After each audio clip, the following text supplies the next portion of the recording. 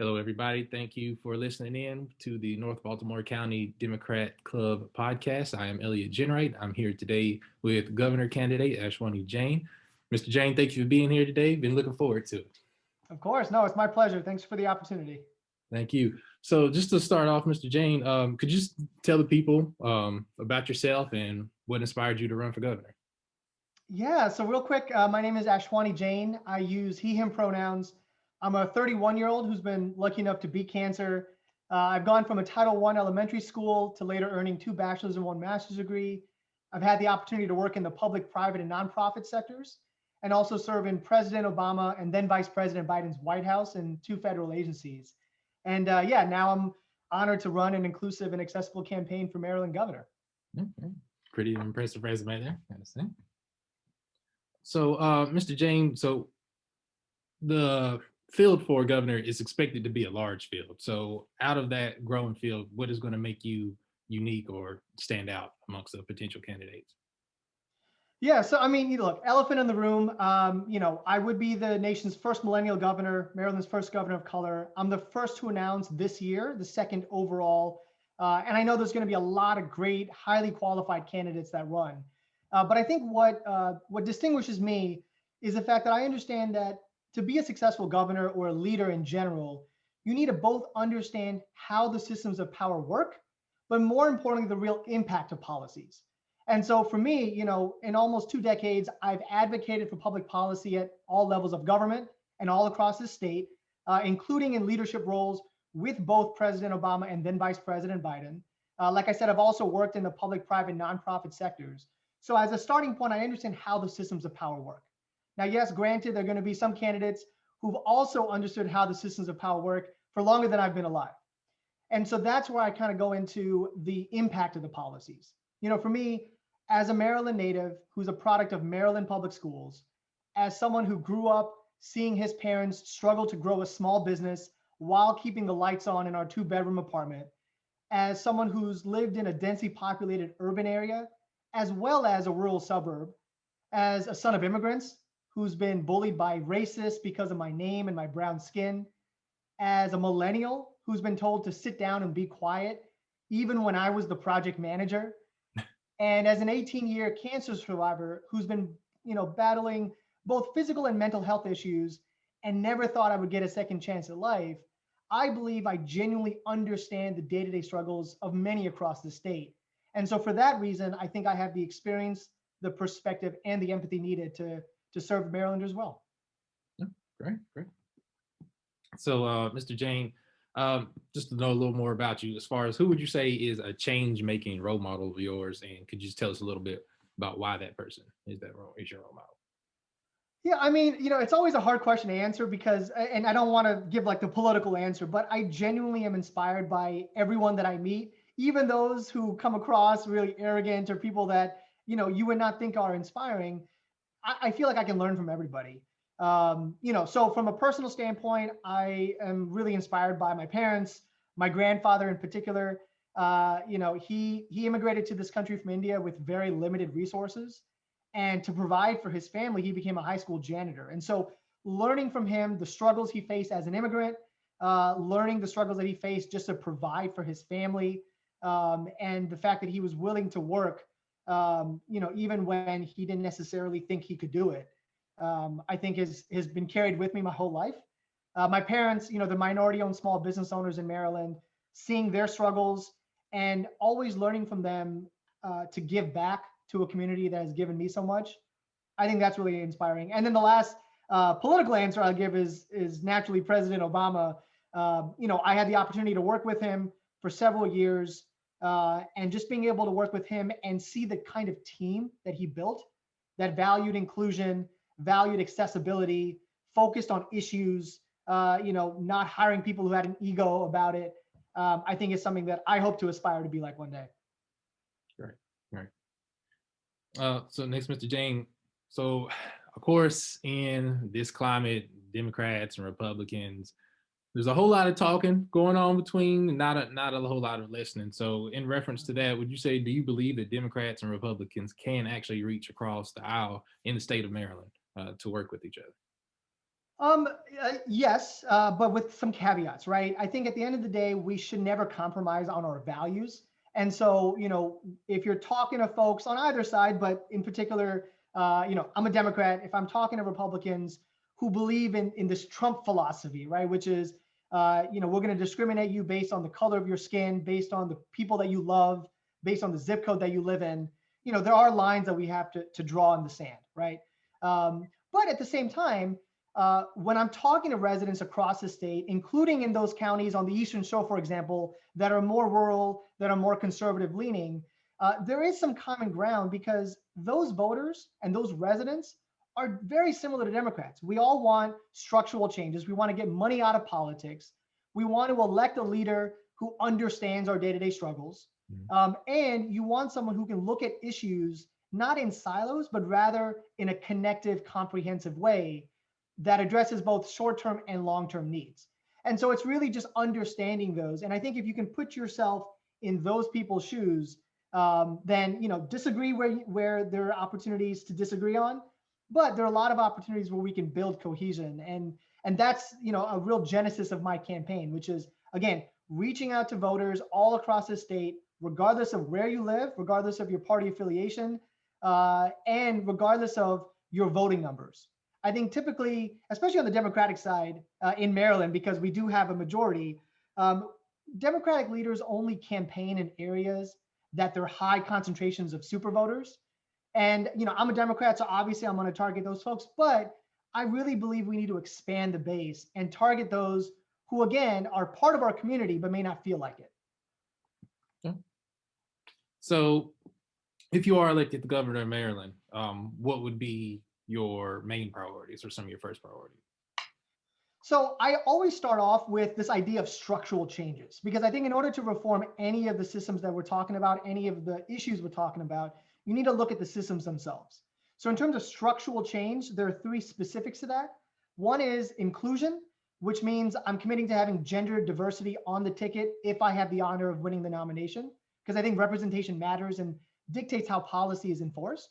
Also making sure that the administration that I create reflects the diversity of our state. And that ties into some of the work I did with President Obama and then Vice President Biden. So inclusion.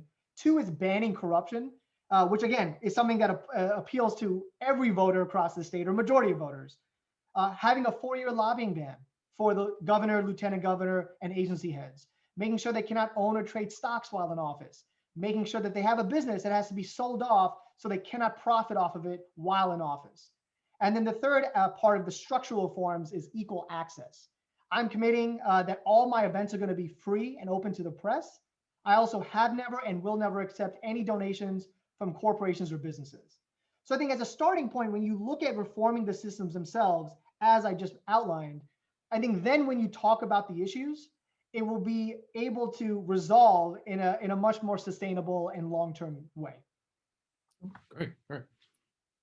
So right now, with the current legislation, there are a good amount of criminal justice bills that have been introduced and are looking to get passed. So what is your stance on criminal justice reform? And of those bills, are there any in particular that you hope pass that you support? Yeah, I mean, again, it's all about practicality, right? We have in the state of Maryland the highest incarceration rate of Black men ages 18 to 24. That's despicable. Number two, economically, right? Because that's a racial issue, but economically, we spend $1 billion of our budget on incarcerating people instead of spending money on keeping people out of the system itself. So when I talk about issues, I always talk about it in a comprehensive way. Criminal justice is not just a racial issue. It's not just an economic issue. It's not a moral issue. It's all the above. And so in that context, what I have released on my website is a relief, recovery, reform agenda, which again attempts to address this issue and every issue in looking at the short term as well as long term. When we're talking about relief, right, keeping police accountable, banning chokeholds and requiring de-escalation tactics, ending extreme sentences for children, ending the money bail system, treating drug use as a public health issue and not a crime, legalizing marijuana and expunging the records for those who were in prison for it, investing in more mental health professionals. So that's a relief standpoint. Recovery, preparing those in prison for release, So helping them, with court mandated fines, legal fees, et cetera. Limiting ICE's influence in our state. So making sure our police departments are not cooperating with ICE, especially for nonviolent offenders, and eliminating the school resource officer program, again, to reduce that school to prison pipeline that we always talk about. And then the third piece of that is reform. When I'm talking about reform, right, it's looking at better training. And while bias as in the law enforcement field won't be eradicated overnight, we do need to make sure that they have better awareness and training, which I think is a positive step forward. Making sure we have body cameras, we've independent oversight, supporting things like Anton's Law. And then also looking at the police union contracts, I think is also important, right? We have to ensure a fair environment for our employees, for our law enforcement, majority of whom are great public servants. But we also need to make sure that we're not hindered in our ability to hold bad cops and those bad apples accountable. Yeah. Right. Well, definitely. I mean, it's no surprise you're running for governor and everything, but it definitely sounds like you've thought it out a lot. So that's good to hear for sure. Mm-hmm. So, you're not new as far as to, running for office or anything like that. You did previously, run for office in Montgomery County. So just since then, what would you say you've learned from that experience of running, in Montgomery? Yeah, so for context, I ran for the first time in 2018 for Montgomery County Council for one of the 4 at-large seats. And I was one of 33 Democrats running in that primary. I was the youngest in the field. But elephant in the room, I lost, right? And so I know a lot of the valid concerns that people may have is, hey, you ran for office last time for a county council race, you lost, and now you're running for governor. How can you prove yourself as a candidate?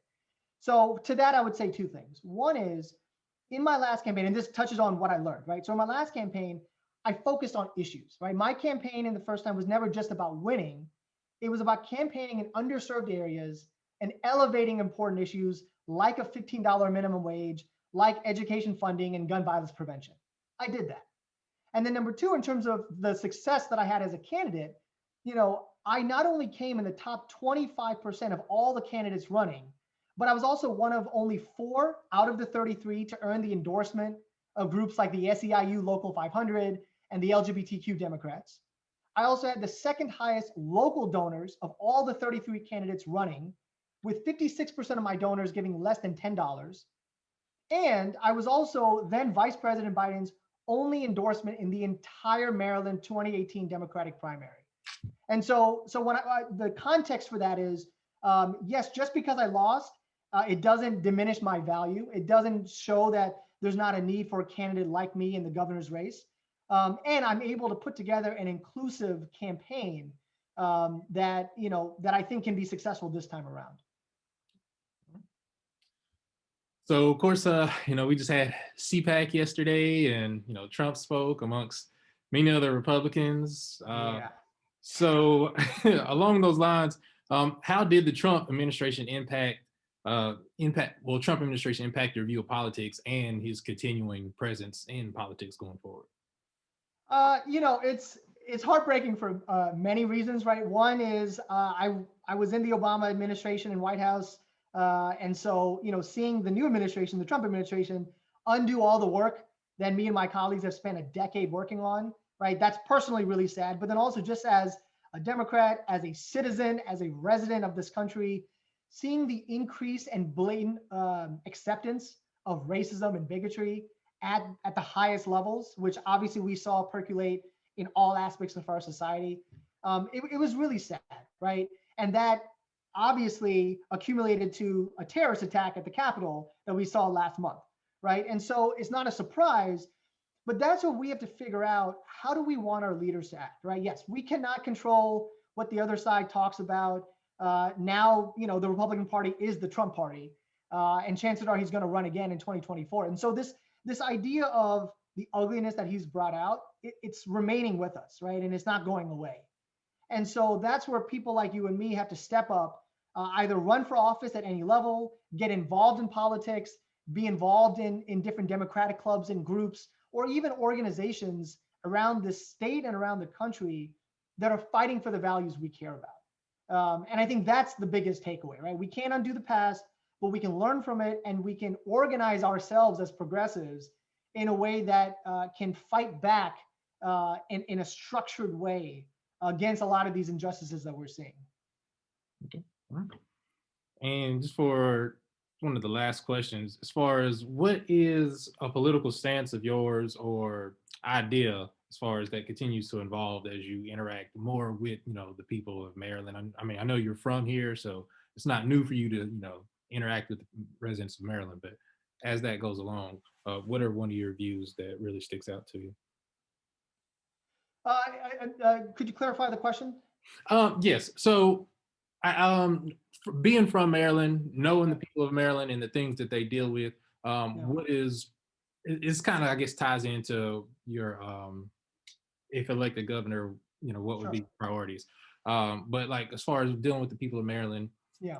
what are the things you see as one of the biggest needs for the people of Maryland? Yeah, I mean, I think, right, it goes back to this idea, and this is one of the main reasons I decided to run in the first place, is people are ready for a change. People in Maryland are tired of having the same debates over the same issues with very little progress. They're tired of having elected officials, make these policies without an understanding of the impact of those policies and without an understanding of the day-to-day lives of Marylanders. And that is why I'm running an inclusive and accessible campaign. That means getting money out of politics. That means reaching out to every voter, regardless of where they live or how often they vote. That means building a team that reflects the diversity and makeup of my state. That means focusing on specific issues, including ways to pay for those policies, which again, I've outlined all on my website, janeforgovernor.com. But it's accumulation of the things that I have learned, that I have worked on my entire life. And I think that is why I feel we'll have a successful campaign, is because people are ready for this kind of change and ready for someone to be on their side. And I hope I can prove that to them. Well, Mr. Jain, I definitely want to thank you for your time and the information.